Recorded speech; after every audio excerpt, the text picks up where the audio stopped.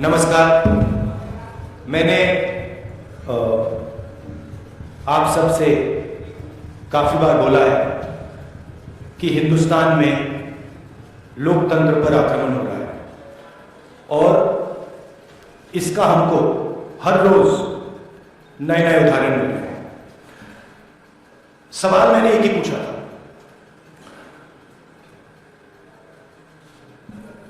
Foundation पे जाता हूं, अदानी जी की शेल कंपनीज हैं, अदानी जी की शेल कंपनीज हैं, उसमें 20,000 करोड़ रुपया किसी ने इन्वेस्ट किया। अदानी जी का पैसा नहीं, अदानी जी का इंफ्रास्ट्रक्चर बिजनेस है, पैसा किसी और का है। सवाल यह है, ये जो 20,000 करोड़ रुपए हैं ये किसके हैं? ये सवाल मैंने पूछा। मैंने पार्लियामेंट हाउस में प्रूफ देके,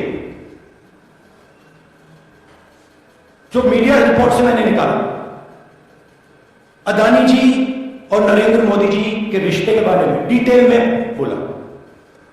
रिश्ता नया नहीं है, रिश्ता पुराना है। जब नरेंद्र मोदी जी गुजरात के सीएम बने थे तब से रिश्ता है और उसके बहुत सारे पब्लिक प्रूफ्स हैं। हवाई जहाज में मैंने फोटो दिखाई, नरेंद्र मोदी जी बड़े कंफर्ट में बैठे हुए थे अपने दोस्त, अपने मित्र के साथ। पार्लियामेंट में मैंने दिखाया। यह सवाल मैंने पूछा। फिर मेरी स्पीच को एक्सपंज किया गया। मैंने स्पीकर को डिटेल चिट्ठी लिखी, पॉइंट बाय पॉइंट, कि मैंने कहा कि एयरपोर्ट्स अदानी जी को रूल बदल के दिए गए हैं। ये लीजिए रूल की कॉपी जिसको बदला गया है। चिट्ठी लिखी, कोई फर्क नहीं पड़ा। फिर मेरे बारे में मंत्रियों ने पार्लियामेंट में झूठ बोला कि मैंने विदेशी ताकतों से मदद मांगी। मैंने ऐसी कोई बात नहीं की। मैंने कहा स्पीकर से, मैंने जाके कहा स्पीकर सर, पार्लियामेंट का नियम है कि अगर किसी मेंबर पर कोई एक्यूजेशन लगाता है तो उस मेंबर को जवाब देने का हक होता है। मैंने एक चिट्ठी लिखी, उस चिट्ठी का जवाब नहीं आया। दूसरी चिट्ठी लिखी, उस चिट्ठी का जवाब नहीं आया। फिर मैं स्पीकर के चैम्बर में गया। मैंने स्पीकर सर से कहा, स्पीकर सर ये कानून है, ये रूल है, इन्होंने झूठा आरोप लगाया है, मुझे आप बोलने क्यों नहीं दे रहे हैं? स्पीकर सर मुस्कुराते हैं, कहते मैं नहीं कर सकता। और फिर उसके बाद आपने सबने देखा क्या हुआ। सवाल पूछना मैं बंद नहीं करूंगा। नरेंद्र मोदी जी का अदानी के साथ क्या रिश्ता है और 20,000 करोड़ रुपए किसके हैं, मैं पूछता जाऊंगा। कोई डर नहीं लगता है लोगों से। और अगर ये सोचें कि मुझे डिस्क्वालीफाई करके, धमका के, जेल में डाल के मुझे बंद कर सकते, नहीं, मेरी वो हिस्ट्री नहीं। मैं हिंदुस्तान के लोकतंत्र के लिए लड़ रहा हूं और मैं हिंदुस्तान के लोकतंत्र के लिए लड़ता रहूंगा। किसी चीज से नहीं डरता हूं, यह सच्चाई है। अब आप सवाल पूछिए। एक please. I said in English also. I'll say it in English also.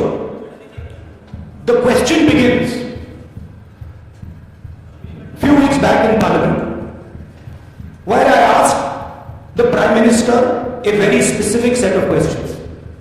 Question number 1, 20,000 crore rupees or $3 billion are in shell companies owned by Mr. Adani. Mr. Adani could not have generated this money. He's an infrastructure business. Where did this money come from?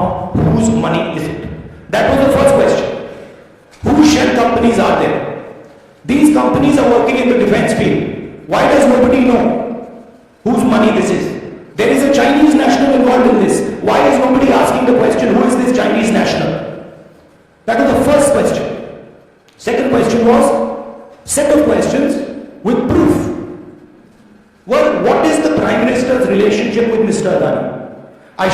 picture of the Prime Minister and Mr. Adani's plane relaxing. I gave documentation about the defense industry, about the airports, about statements made in Sri Lanka, about statements made in Bangladesh, pictures of Mr. Narendra Modi sitting with the State Bank chairman in Australia. And I put this proof on the table.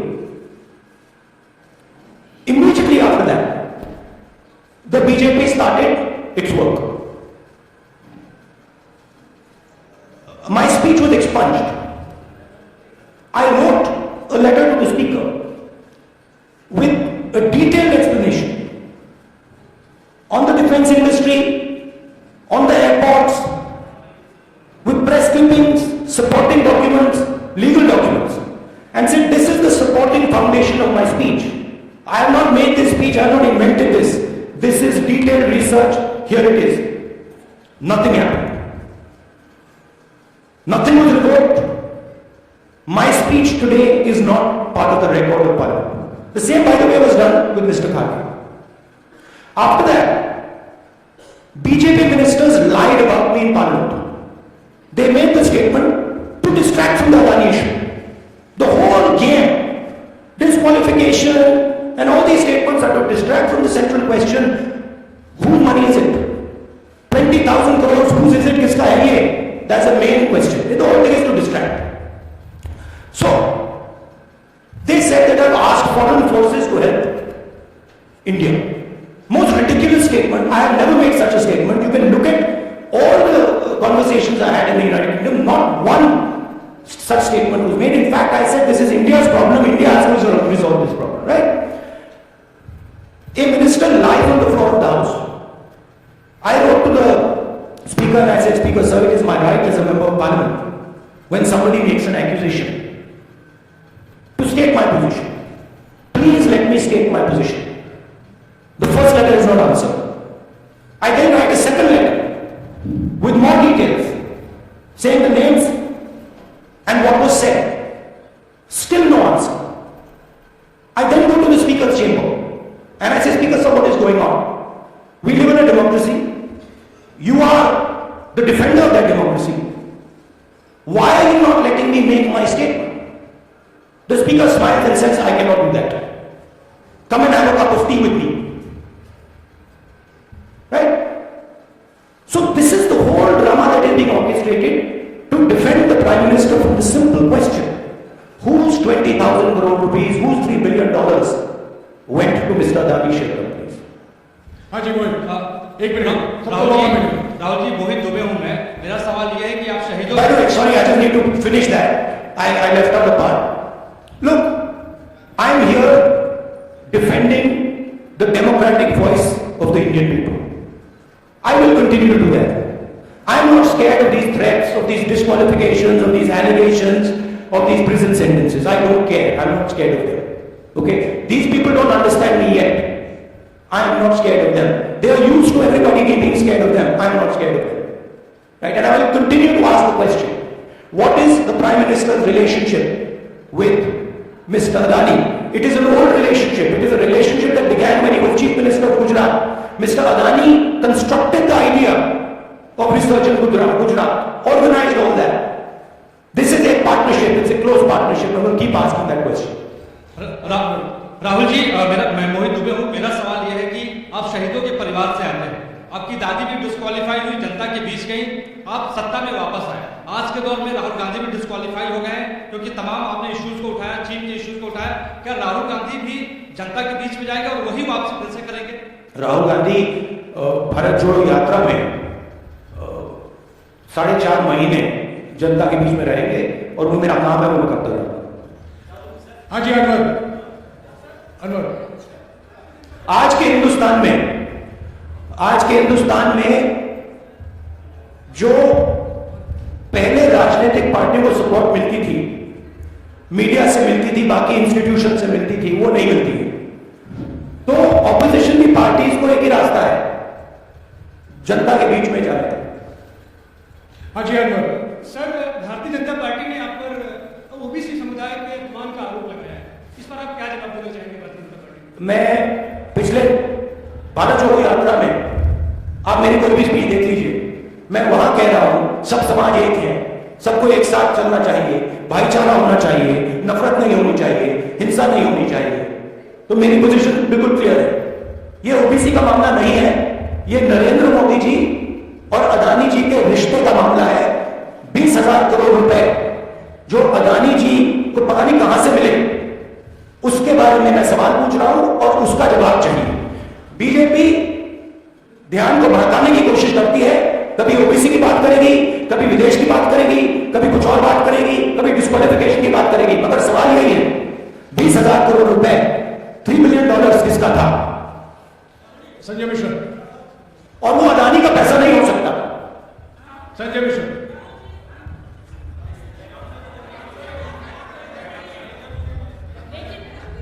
आपने कहा आप डरते नहीं हैं, लेकिन state के target पे है और स्टेट आपके खिलाफ है, पूरी स्टेट, पूरी मशीनरी आपके खिलाफ है। ऐसे में आपके सामने चैलेंजेस बहुत बड़ा है, तो रास्ता क्या है, रणनीति क्या है? भैया, चाहे स्टेट हो चाहे कुछ भी हो, मैं सच्चाई को देखता हूं, मुझे और किसी चीज में इंटरेस्ट नहीं है, मैं सच्चाई बोलता हूं। राजनीति में यह फैशनेबल बात नहीं है, मगर यह बात मेरे खून में है, मैं और कोई रास्ता निकाल ही नहीं सकता। तो मेरा काम यह है, यह मेरी तपस्या है, जीवन की तपस्या है, उसको मैं करता जाऊंगा। चाहे मुझे डिस्क्वालीफाई करें, मारे पीटे जेल में डाले, मुझे कोई फर्क नहीं पड़ता, मुझे अपनी तपस्या करनी है। इस देश ने मुझे सब कुछ दिया है, शांत हो जाइए। इस देश ने मुझे सब कुछ दिया है, प्यार दिया है, इज्जत दी है, इसलिए मैं ये करता हूं। Supriya. Sir, Rahul sir, BJP के जो लीडर्स आप पे अटैक कर रहे हैं उस पर आप क्या कहेंगे? उसके अलावा वायनाड, वहां पर जब से खबर गई है वहां पे लोग बहुत डिसबिलीफ में हैं, टेस्ट भी रन हो रहा है, आप अपनी कॉन्स्टिट्यूएंसी के लोग क्या कहना चाहते हैं? नहीं, मैंने सोचा है कि मैं अपने, देखिए मैंने कॉन्स्टिट्यूएंसी में भी बोला कि वायनाड के लोगों के साथ मेरा पारिवारिक रिश्ता है, फैमिली प्यार का रिश्ता है। तो मैंने सोचा कि मैं वायनाड के लोगों के लिए अपनी एक चिट्ठी लिखूं उनके लिए कि मेरे दिल में उनके लिए क्या है, तो वो तो मैं रिजॉल्व कर दूंगा। उनका देखिए, बीजेपी के नेताओं का काम यही, देखिए वो सब नरेंद्र मोदी जी से डरते हैं, कारण आप जानते हो।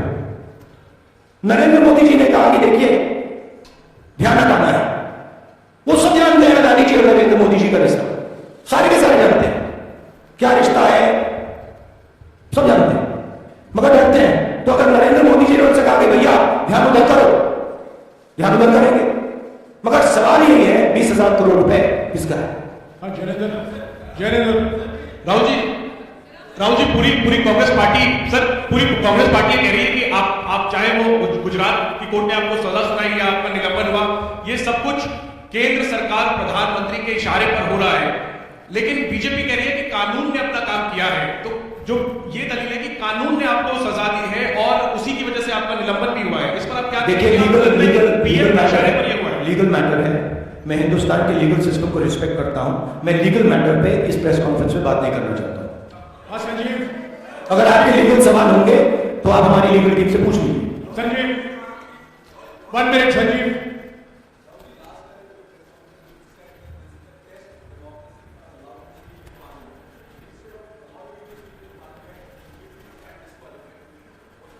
No, look, please understand why I've been disqualified. I've been disqualified because the Prime Minister is scared of my next speech. He's scared of the next speech that is going to come on Adani, right? I've seen it in his eyes. So he's terrified of the next speech that is going to come, and they don't want that speech to be in Parliament. That's the issue. That is why, first the distraction, now the disqualification. Please don't be confused about this matter. There is a deep relationship between Narendra Modi ji and Mr. Adani. There is a question. 20,000 crore rupees have suddenly arrived in Mr. Adani's shell companies. Where does this money come from? Whose money is it? It is, some of these companies are defense companies. Why is the defense ministry not asking this question? Why is the defense ministry not asking the question, but please explain to us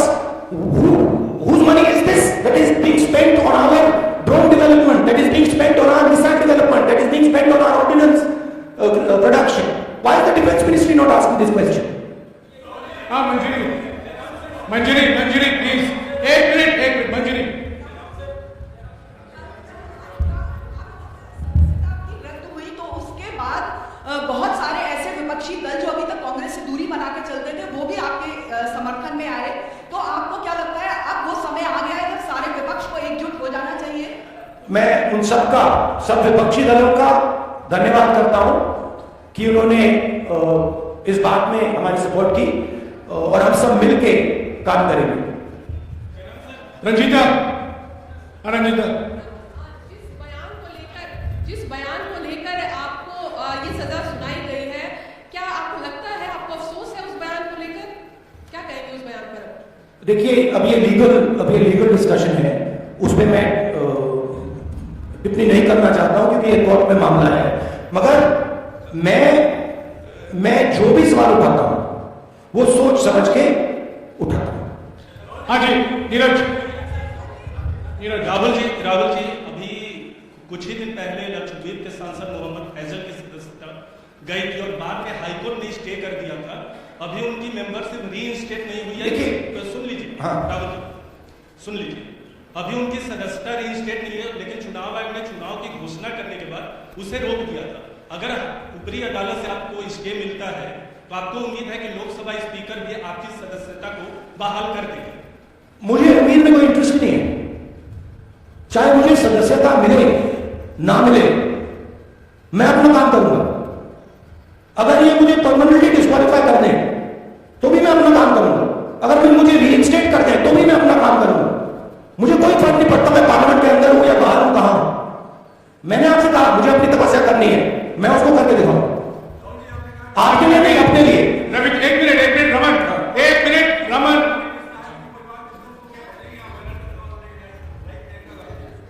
it is not up to me, it is up to Congress president कौन जाएंगे। राहुल जी मेरा सवाल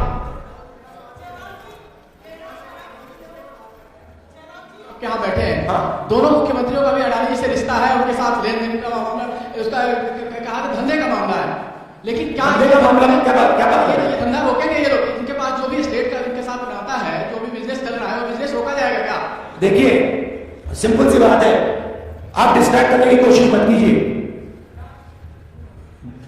20,000 करोड़ रुपए अदानी जी की shell companies में कहां से आए? आप इंक्वायरी कीजिए।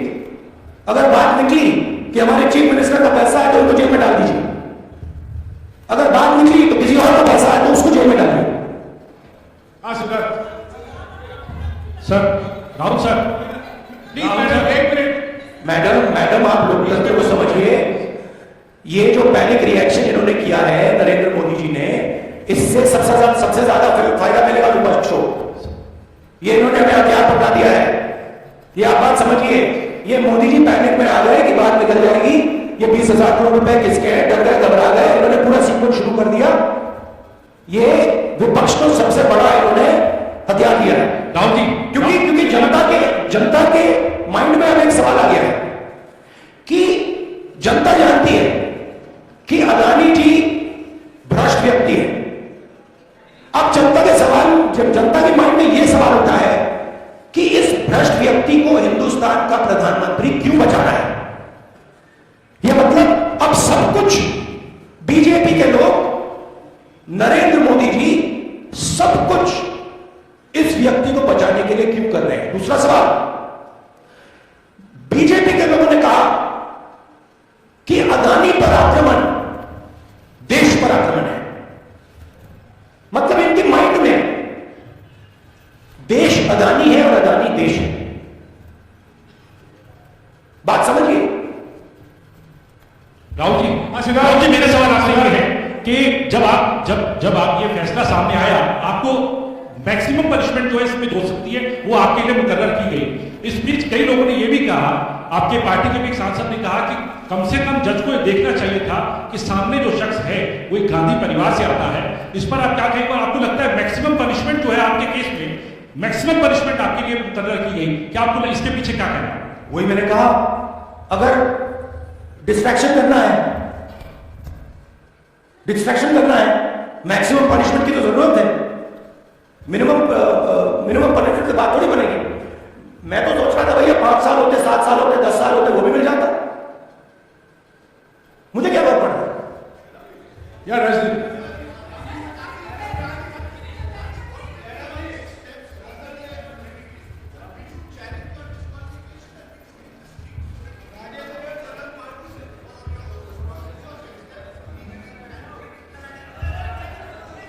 I have only one step, and that step is to fight for the truth in this country and to defend the democratic nature of this country that is under. Please let me finish, Rajiv. Unless you want to answer it for me. You do that also sometimes. Yeah. So my job, as I see it, is to defend the democratic nature of this country. And I will do whatever I have to do. Whatever I have to do to defend the democratic nature of this country. What does that mean? That means defending the institutions of this country. That means defending the voice of the poor people of this country. That means telling the people of this country the truth about people like Mr. Adani, who are basically exploiting the relationship they have with the Prime Minister. Yeah, Pallavi, please 1 second, let's go. Look, see, these are legal matters. It makes me no difference. I told them, it makes me no difference if I am disqualified, not qualified, whatever. It makes me no difference. Disqualify me for life. Put me inside jail. I will keep going. I will not stop. Mr. Gandhi, Yeah, Mr. Pallavi. Gandhi, two things here. One, are you worried or apprehensive about the political relevance of, say, the opposition and the Do I look worried to you? Second, Do I look worried to you? I'm excited.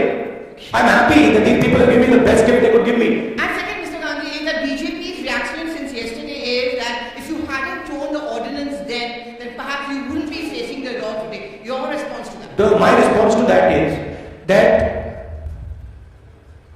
when somebody is guilty of something, they want to distract everybody's attention. Right? If you catch a thief, the first thing he says is, I didn't do it. The second thing he says, look there, look there, look there, look there. Right? That's what the BJP is doing. We have got 20,000 crore rupees entering Mr. Adani's companies. Nobody knows whose money that is. That money cannot be Mr. Adani's money. He does not generate this type of money. So that money has come from someone. All this, OBC, disqualification, anti-national, all this is to distract from the panic that the Prime Minister is feeling. That his relationship with Mr. Adani is going to be exposed. Let me tell you, that relationship is going to be exposed. Nobody is going to stop that. It is going to happen. Because the opposition is going to press this thing until we find the answer. हाँ रवि, सिसोदिया जी। राहुल जी जो judgement आया उसको लेकर BJP ने उसको किया है कि आपने ओबीसी का अपमान किया, पूरे देश में प्रेस कॉन्फ्रेंस की तैयारी कर रहे हैं कि आपने ओबीसी का अपमान किया था। भैया देखिए, पहला आपका अटेम्प्ट वहां से आया, दूसरा आपका अटेम्प्ट यहां से आया, तीसरा आपका अटेम्प्ट यहां से आया। आप इतनी डायरेक्टली बीजेपी के लिए क्यों काम कर रहे हो? थोड़ी डिस्कशन से करो यार, थोड़ा घूम घाम के पूछो, क्या आपको ऑर्डर दिया है क्या? देखो मुस्कुरा रहे, घूम घाम में मैं आपको उदाहरण देता हूं, आप थोड़ा घूम घाम के निकालो बोलो, देखो ऐसे बोलो पहले, राहुल जी, हाँ, तो please if you want to work for the BJP, then bring a BJP flag symbol here and put it on your chest.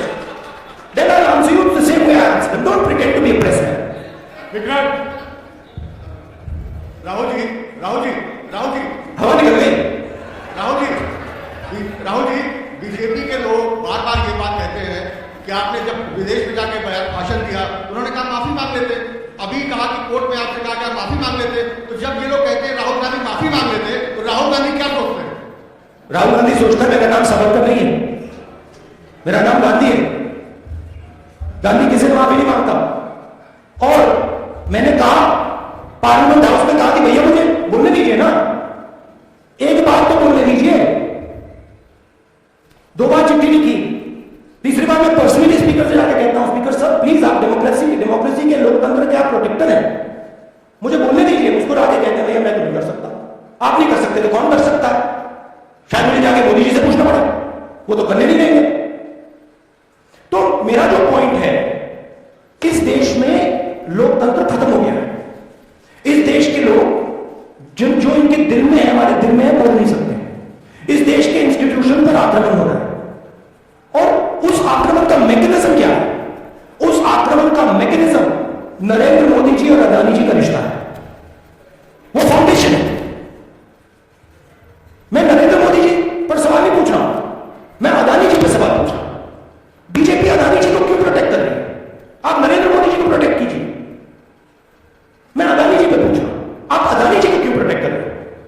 आप इसलिए